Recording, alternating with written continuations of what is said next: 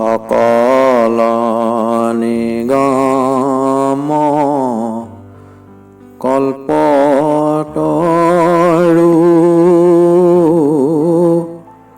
তাৰ ফল মহা ভাগৱত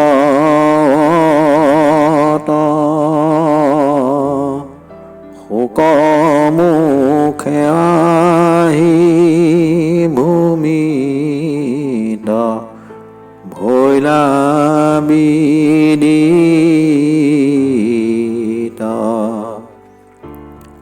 ৰসত চতুৰ যিটো জন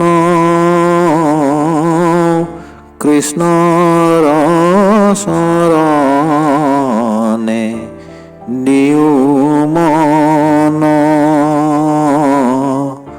পৰম সন্তোষে পিয়ুক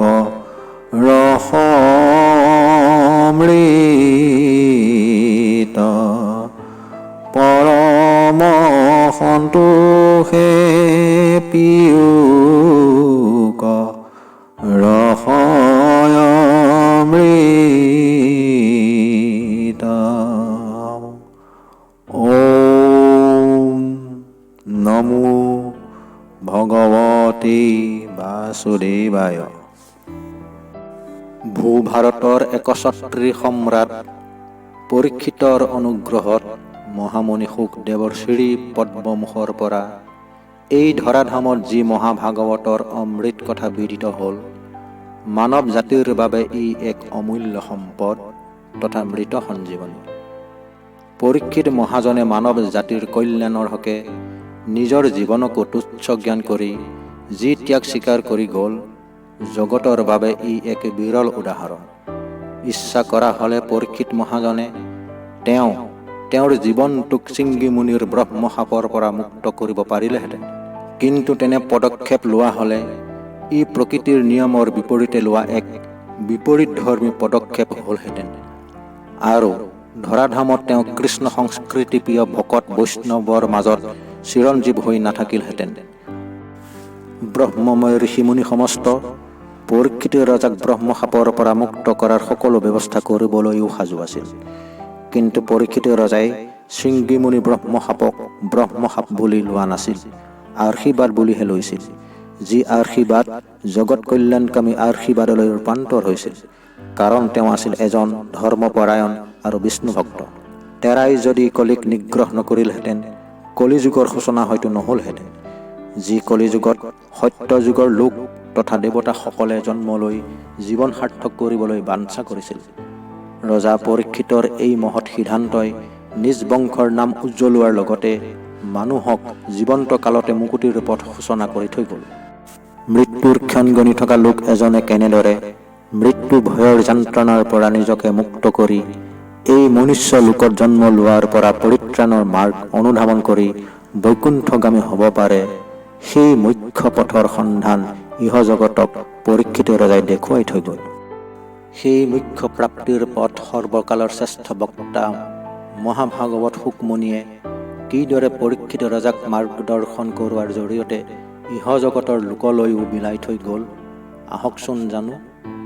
কলিক পৰীক্ষিতে নিগ্ৰহ কৰাৰ পিছত পৰীক্ষিত নিজেই কালৰ প্ৰভাৱত পৰি সমীপ মুনিৰ ডিঙিত মৰা সাপডাল মেৰিয়াই থৈ অহাত সমীপ মুনিৰ পুত্ৰ শৃংগী মুনিয়ে তাকে দেখি খঙত একো নাই হৈ যিয়ে তেওঁৰ পিতৃক এই অপকৰ্ম সাধন কৰিলে তেওঁক 7 দিনৰ ভিতৰত তক্ষকে দংশন কৰিব বুলি ব্ৰহ্মশাপ দিলে। সেই ব্ৰহ্মশাপৰ কথা ৰজা পৰীক্ষিতে গম পাই পুত্ৰ জন্মে জয়ক ৰাজ্যভাৰ অৰ্পণ কৰি প্ৰায়শ্চিত্ত প্ৰাপ্তিৰ বাবে গংগাৰ তীৰলৈ কেইবুলি যাত্ৰা কৰিলে।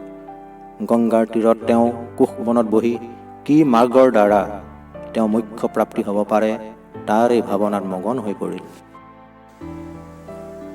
ৰজা পৰীক্ষিতৰ দৰে এজন ধাৰ্মিক মহাত্মাৰ এনে দুৰ্দশাৰ কথা গম পাই ভাৰতবৰ্ষৰ সমস্ত ঋষিমুনিসকল আহি সেই সময়ত গংগাৰ তীৰত আহি ৰজা পৰীক্ষিতক সাক্ষাৎ কৰিলেহি।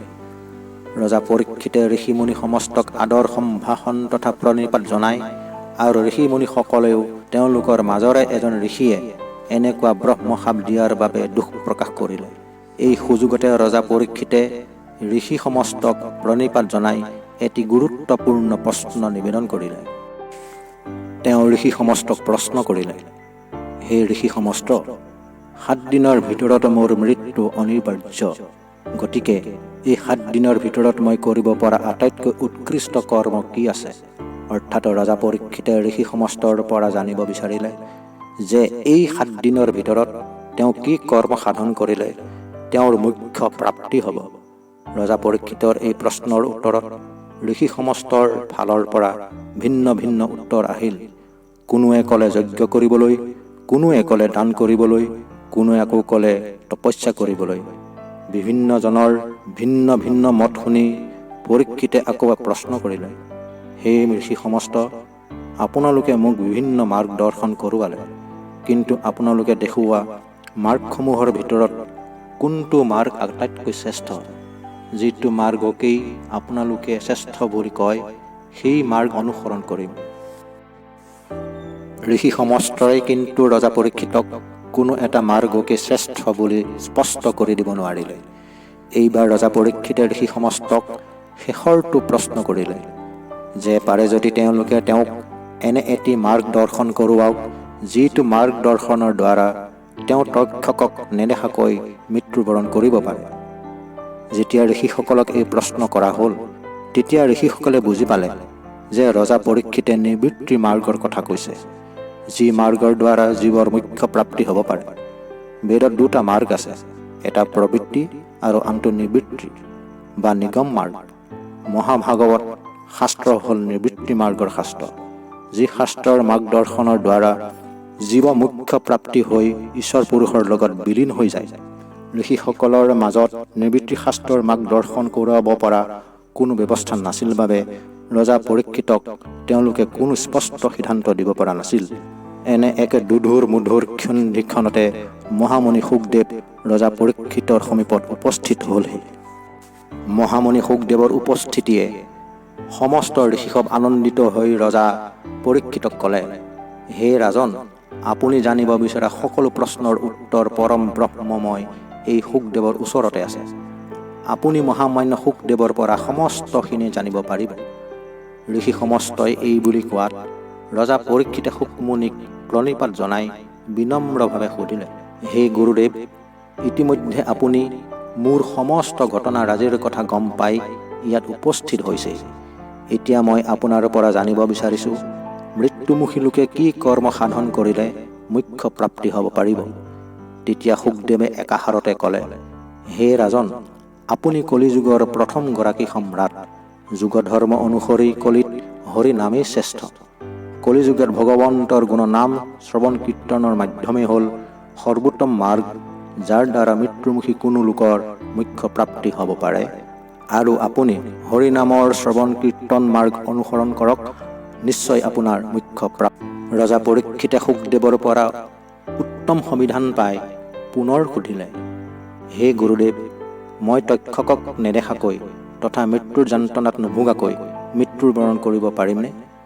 তেতিয়া শুকদেৱে পৰীক্ষিত ৰজাক ক'লে, হে ৰাজন, তক্ষকে যদি আপোনাক দংশন কৰে তেতিয়া আপুনি তক্ষকক দেখিব আৰু যন্ত্ৰণা পাব, কিন্তু যদি তক্ষকে আপোনাৰ শৰীৰটোক দংশন কৰে তেতিয়া আপুনি তক্ষকক নেদেখে আৰু যন্ত্ৰণাও নাপায়।